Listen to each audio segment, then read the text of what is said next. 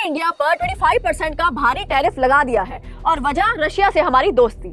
चलिए जानते हैं क्या है पूरा मामला और इसका असर कितना बड़ा हो सकता है। इंडिया रशिया से 43% क्रूड ऑयल खरीदता है और 60% डिफेंस इक्विपमेंट्स भी वहीं से आते हैं। यूएस कांग्रेस में एक नया बिल आया है जो रशिया से ट्रेड करने वाले देशों पर 500% तक टैरिफ लगाने की बात करता है। ट्रंप का कहना है इंडिया ने यूएस को अनफेयर ट्रीटमेंट दिया है, खासकर डेयरी, एग्रीकल्चर और डाटा रेगुलेशंस में। 2024 में इंडिया ने यूएस को 118 बिलियन के एक्सपोर्ट्स किए, लेकिन इंपोर्ट सिर्फ 72 बिलियन यानी 46 बिलियन का ट्रेड गैप। अब इस 25% टैरिफ से टेक्सटाइल्स, फार्मा, ज्वेलरी और आईटी एक्सपोर्ट्स को बड़ा झटका लग सकता है।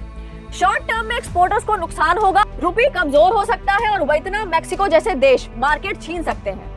लॉन्ग टर्म में फॉरेन इन्वेस्टर्स सोचेंगे क्या इंडिया रिलायबल पार्टनर है। जियोपॉलिटिकली एक डायलेमा है। रशिया हमारा पुराना दोस्त है, यूएस नया स्ट्रेटेजिक अलाय, लेकिन दोनों को बैलेंस करना अब मुश्किल होता जा रहा है। और सबसे दिलचस्प बात, चाइना क्वाइटली एडवांटेज ले रहा है ब्रिक्स, करेंसी टॉक्स और सप्लाई चेन्स में। ये सिर्फ एक इकोनॉमिक डिसीजन नहीं है, ये भारत और अमेरिका के बीच चेंजिंग डायनेमिक्स का सिग्नल है।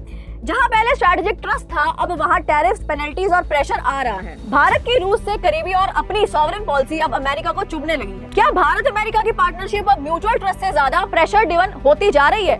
आपको क्या लगता है? कमेंट करके बताओ।